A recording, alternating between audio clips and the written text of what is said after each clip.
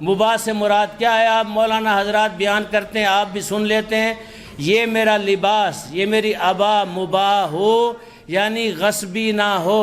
غصبی سے مراد یہ نہیں ہے میں مولوی ہوں چوری تو نہیں کروں گا، کسی کی عبا اٹھا کے تو نہیں لے آؤں گا۔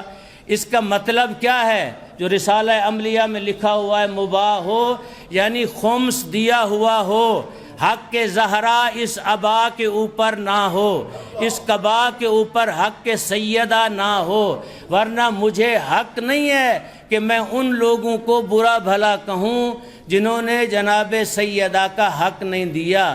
مجھ میں اور ان میں کوئی فرق نہیں ہے، انہوں نے وہ حق اپنے قبضے میں لے لیا، میں ان کا حق کیا ہے کھا رہا ہوں، میں نے کبھی خمس دیا ہی نہیں۔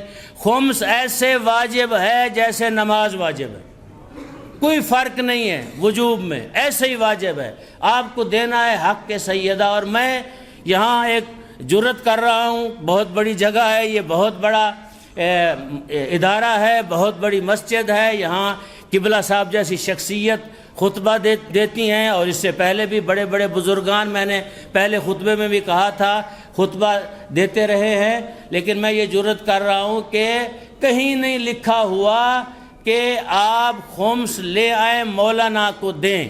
یہ لکھا ہوا ضرور ہے وہاں دیں جہاں کام ہو رہا ہو، جہاں آپ کو نظر آئے کہ یہاں کام ہو رہا ہے۔ میں نہیں کہتا لے آئیں مجھے دیں، نکالیں خمس کو، دیکھیں کس ادارے میں کس جگہ پہ کام ہو رہا ہے اور کون مستحقین خمس ہیں، وہاں آپ خمس دیں۔ اور یاد رکھیں یہ بھی پوچھا جائے گا جس ادارے میں آپ آتے ہیں اور میں کھڑا ہوں، کیونکہ مجھے بھی 4 سال ہو گئے ہیں، لوگ اس کی بھی غیبت کرتے ہیں، اور اپنے بھی اور پرائے بھی، جہاں بیٹھتے ہیں اس کے خلاف باتیں کرتے ہیں، گلہ کرتے ہیں، اس کے خلاف تہمتیں لگاتے ہیں، یہاں یہ ہوتا ہے، یہاں وہ ہوتا ہے۔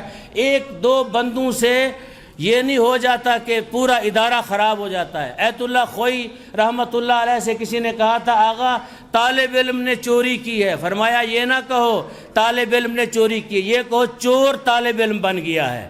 اگر یہاں بھی کوئی ایک آدھا ایسا مورد یا معاملہ ہے، وہ شخص چور تھا، ادارے کا قصور نہیں ہے۔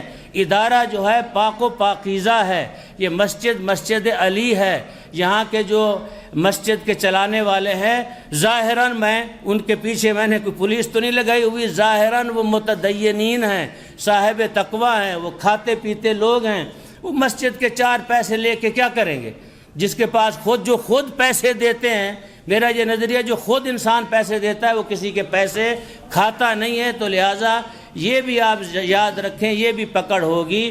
تو لہٰذا لباس کیا ہو، انسان کا جب نماز پڑھتے ہیں تو لباس کیا ہے، آپ کا مباح ہونا چاہیے۔